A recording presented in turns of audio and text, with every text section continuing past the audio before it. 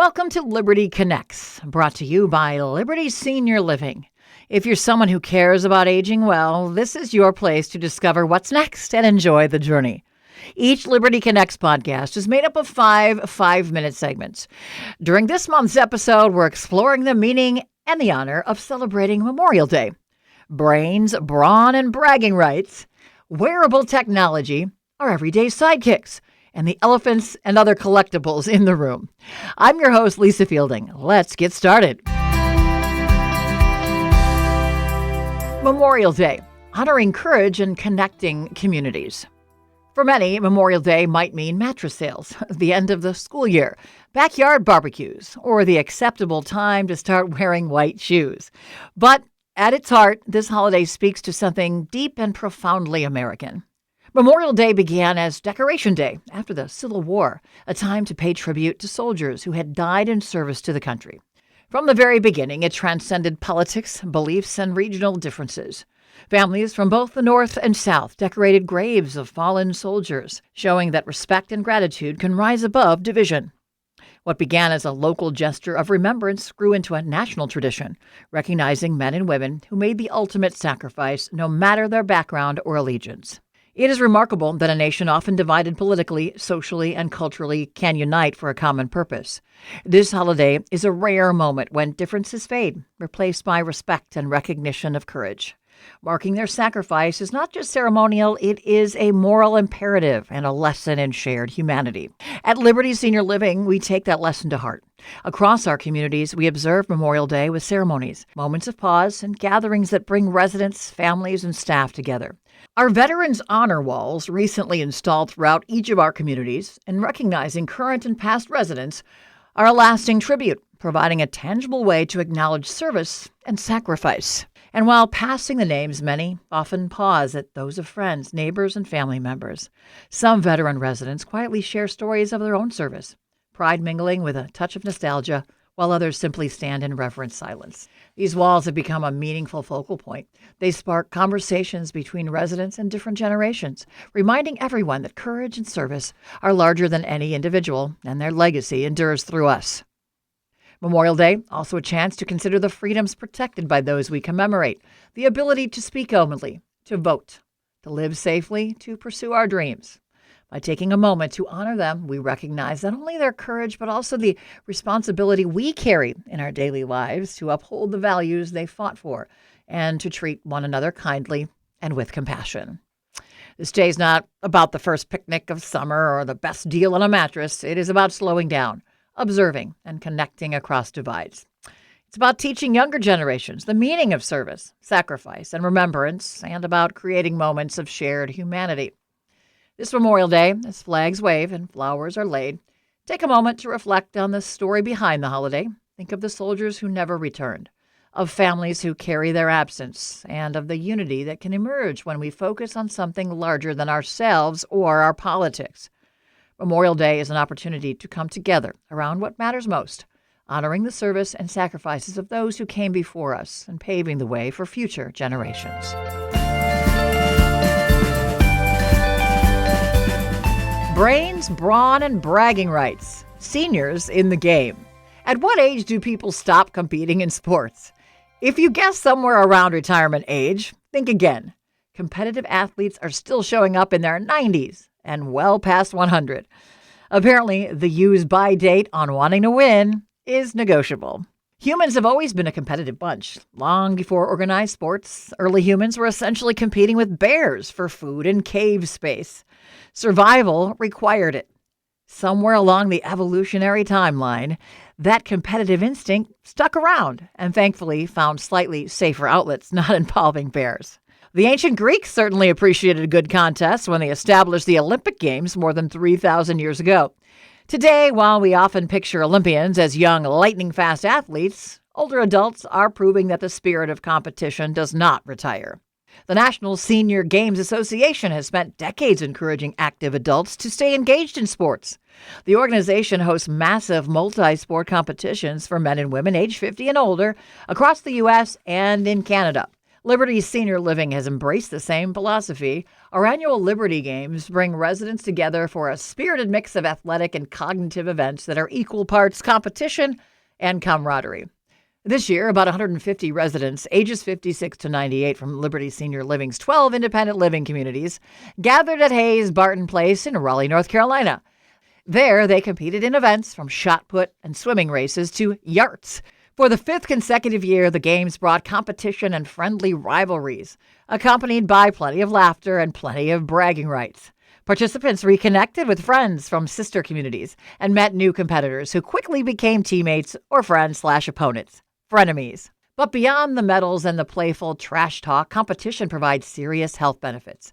Regular competitive activity helps older adults maintain independence, agility, balance, and hand-eye coordination. It also improves cardiovascular health and keeps participants motivated. And here's the kicker. When there's a challenge involved, people are far more likely to keep showing up. Physical competition also works wonders for the brain. Challenging activities stimulate neuroplasticity, the brain's ability to form new connections.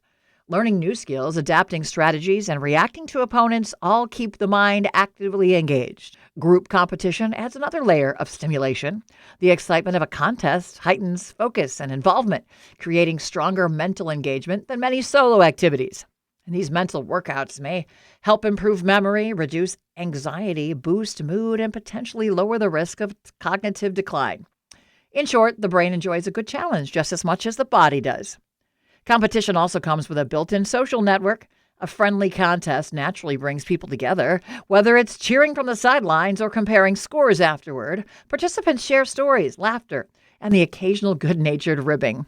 And if someone brings up their gold medal 3 times in the same conversation, well, that's simply part of the competitive spirit. Studies show that many older adults enjoy seeing how they measure up against their peers. It adds excitement and creates shared experiences that spark conversations and hilarity long after the games are over. Nothing gets a dinner table laughing quite like someone saying, "We would have won the water balloon toss if Shirley hadn't paused to ask if anyone was taking pictures." For many older adults, competition brings something even more meaningful. It proves that goals, achievements, and personal bests do not belong exclusively to younger years. A resident who participated in the Liberty Games was justifiably proud of her achievement. She hadn't played billiards in 20 years, but decided to sign up for the event anyway. She said, "I thought I'd give it a shot and found that it all came back naturally to me." And she's going to frame her certificate and put it on the wall. A woman who started competitive swimming at age 59 said her favorite part was discovering that she could still win things. That moment of realization is powerful. It reminds people that growth and accomplishment do not have an expiration date. Competition also strengthens confidence and purpose and encourages leadership, teamwork, and resilience. And occasionally it involves jumping over hurdles, literally. Of course, competition has a close companion called cooperation. While one person may win the medal, everyone benefits from the shared experience. In senior sports, cooperation shows up in the many people who organize the events, teammates encouraging each other, volunteers, sponsors, and communities celebrating every participant. And the result is something bigger than a scoreboard. Spectators leave these events inspired by the determination and skill of older athletes, and their peers feel energized. Younger generations see a powerful example that aging does not mean slowing down. It simply means finding new ways to stay in the game. Sean Davis is the executive director of South Bay at Mount Pleasant in North Carolina. He says he believes that the Liberty Games showcase the best of what Liberty Senior Living does. He says it's an event that embodies the mind, the body, and the spirit, and promotes camaraderie and empowerment. And sometimes that game includes a water balloon, a determined competitor in their 90s, and a crowd cheering on. Because when it comes to competition, fun, and healthy living, age is just another number on the scoreboard. To learn more about the Liberty Games and to view some great photos and video from the events, visit libertyseniorliving.com. Everyday sidekicks. How wearable tech is transforming life for seniors. Wearable technology has officially left the strange alternate reality of science fiction and settled comfortably into everyday life, proving that some futuristic ideas really do become everyday reality. The best part is that you don't need to be a tech wizard or surround yourself with complicated gadgets to benefit from it. Today's wearables are simple, practical, trendy, and designed to quietly support health, safety, and independence for people of all ages, including seniors throughout the day. Hitching a ride on your wrist, finger, ears, or eyes, or worn as a fashion accessory, think of wearable tech as tiny personal assistants that never complain, never forget, and occasionally nag you to get up and move before your favorite show ends. For older adults, wearable tech isn't just handy, it can genuinely transform the way you live. At its core, wearable tech is smart electronics that know you better than you know yourself. Smart watches, fitness trackers, rings, smart clothing, glasses, and even robotic mobility aids are all part of this growing family. According to the National Institutes of Health, these devices use sensors to gather real-life biometric data about your body and your surroundings. They can even use fingerprints, facial features, and even your voice to unlock devices, while also monitoring your heart rate, your blood pressure, and glucose levels. In short, they know a lot about you, and then use that knowledge to help you live better. Some of the coolest benefits for seniors are surprisingly practical. Smart watches, including the Apple Watch, Samsung Galaxy, and others, can monitor your sleep, track activity, measure blood oxygen, and even detect falls because, let's face it, gravity doesn't get gentler with age. Some devices can even ping loved ones in an emergency, so your family gets peace of mind without hovering. Advanced wearables even notice patterns that might signal increased fall risk, like sleepless nights or even shifts in mood, and quietly encourage healthier habits. Medication reminders, task alerts, and location tracking all keep independence intact while adding a safety net. Fitness trackers like Fitbits are still the rock stars of wearables, nudging you to keep moving and keep your muscles happy. Smart rings like Aura or Circular do the same, minus the wrist crowding. Want a full body overview? Well, smart shirts like Hexoskin monitor continuous cardiac, pulmonary activity, and sleep data. A growing selection of fall protection clothing reacts as an airbag when detecting the motion and angle of a fall. Some wearable mobility aids that are being researched and beginning to emerge even offer power movement, helping improve leg strength. Seniors with hearing or vision challenges are getting their own superheroes. AI-powered hearing aids sharpen conversations in noisy rooms, provide fall detection and activity tracking, while smart glasses act like extra eyes. They can read documents aloud, identify objects and people, scan barcodes, and even describe what's in front of you. For anyone with age-related vision issues, these gadgets turn ordinary tasks into manageable and sometimes magical experiences. And it doesn't stop at health. Through wearables, you can control your music, your lighting, and entertainment, turning your home into a smart playground. Heated clothing keeps you cozy when winter storms hit or the air conditioning is turned up too high. Even as devices get smarter and lighter, they keep getting smarter, more powerful, and easier to use. What makes wearable tech really exciting is how it helps seniors enhance independence while staying socially connected. With alerts, feedback, and gentle nudges, users can manage their own health while staying in touch with family and caregivers. They provide cognitive stimulation, encourage mobility, and make life easier. Wearables are approachable, intuitive, and dare we say, fun and inherently cool to use, giving older adults more freedom, confidence, and control over their daily lives. So the era of waiting for help is over. Fitness tracking, fall detection, AI-assisted vision, and hearing aids are no longer intimidating gadgets. They're trusty companions, quietly making life safer, healthier, and more vibrant. Each new device gives seniors more control, more security, and more ways to enjoy life on their own terms. If you're interested in learning more about wearable technology and what types might be right for you, visit libertyseniorliving.com and download our Everyday Sidekicks guide. GPS in hand, laughter all around. The joy of geocaching. Geocache. It's pronounced geocache, not geo. What the heck? Well, with that little clarification out of the way, let's talk about a hobby older adults haven't traditionally pursued, but definitely should. Geocaching is a modern-day treasure hunt that combines outdoor exploration, gentle movement, puzzle solving, technology, and the thrill of discovering tiny, hidden treasures. It's perfect for anyone who enjoys nature, exercising the mind, and sharing a laugh along the way. If someone told you there was a hidden treasure scattered all over the world, you might think about pirate ships, tattered maps, and even a giant red X marking the spot. But in reality, all you need is a smartphone, a sense of curiosity, and the willingness to explore. People hide small containers called caches and post the GPS coordinates online so others can try to find them.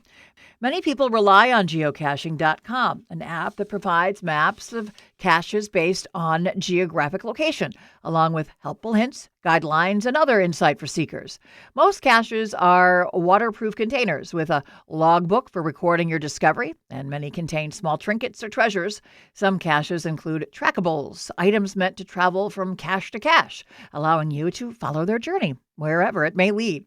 Unlike buried pirate chests, geocaches are hidden cleverly above ground, tucked among rocks, trees, or even quirky landmarks. The thrill is in the search, scanning the environment, following coordinates, decoding clues, and ideally, wandering in wonder at the natural world around you. GPS makes it accessible, even if every now and then it drops you in a patch of weeds, making you wonder if the cache is quietly laughing at you from somewhere nearby. Geocaching engages both mind and body, offering an impressive range of benefits. First, it encourages physical activity without requiring extreme athleticism. A cache might lead you on a pleasant walk through the park, along a wooded trail, or across a scenic green space while bending and stretching, providing gentle exercise without ever even feeling like a workout. It's a movement with a purpose, which often makes exercise feel less like a chore. Geocaching engages the brain. Participants use navigation skills, puzzle solving, and observation to locate the hidden containers. Reading coordinates, interpreting clues, and remembering landmarks all help keep memory and spatial awareness active. And for those who enjoy technology, smartphones become tools for exploration rather than a distraction. With an estimated 3 million caches hidden worldwide, there's always a new challenge nearby, and the rewards are simple but satisfying. The thrill of discovery, the quiet joy of signing a logbook, and occasionally uncovering a tiny trinket that makes you grin.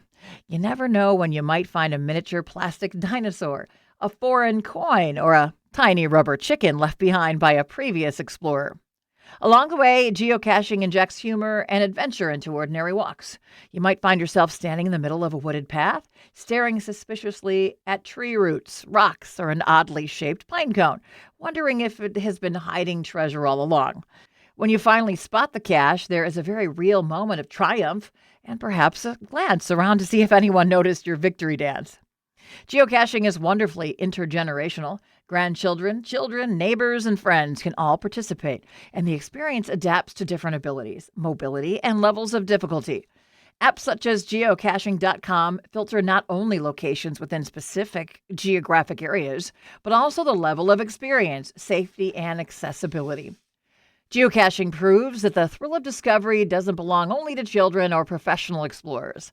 All it takes is curiosity, a sense of adventure, and the willingness to follow the trail. You never know what tiny treasure might be waiting just around the corner.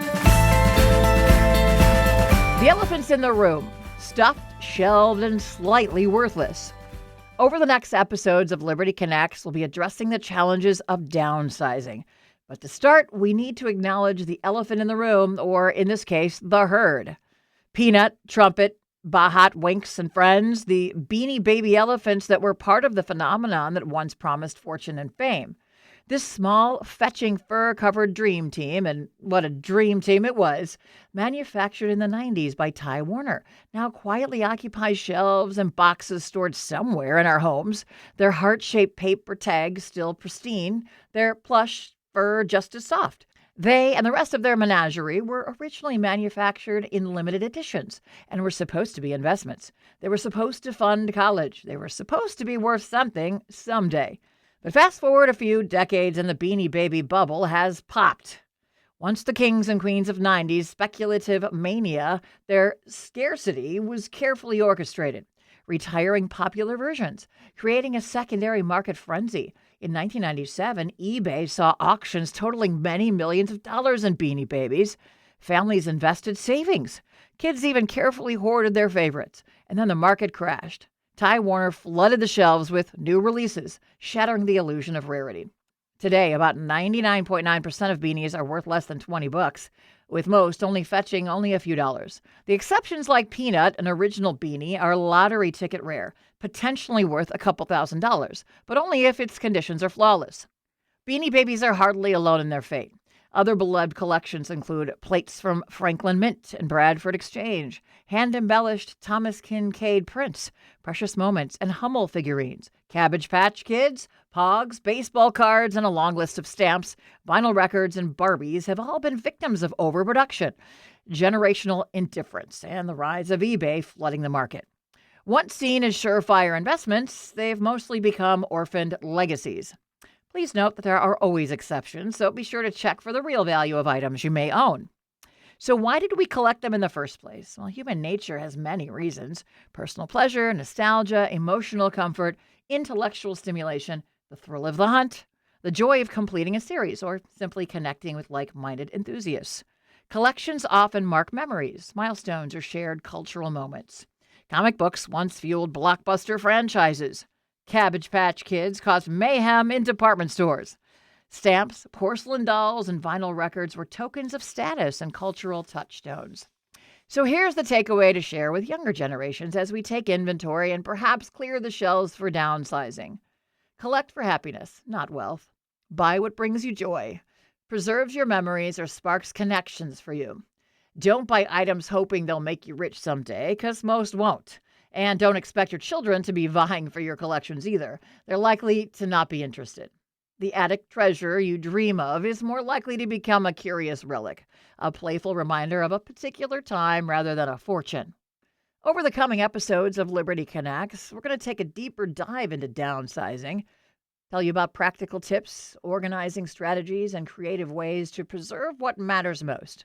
But for now, let's take a moment with Peanut, Trumpet, Bahat, and Winks, and the smiles they provided, as well as the financial riches they, in fact, did not. I hope today's stories and insights have inspired you to enjoy life even more. Be sure to tune in on the 5th of each month for more Liberty Connect stories and ideas. Subscribe to our podcast and share it with your family and friends. To learn more about us, visit libertyseniorliving.com. I'm Lisa Fielding. Thank you for joining me.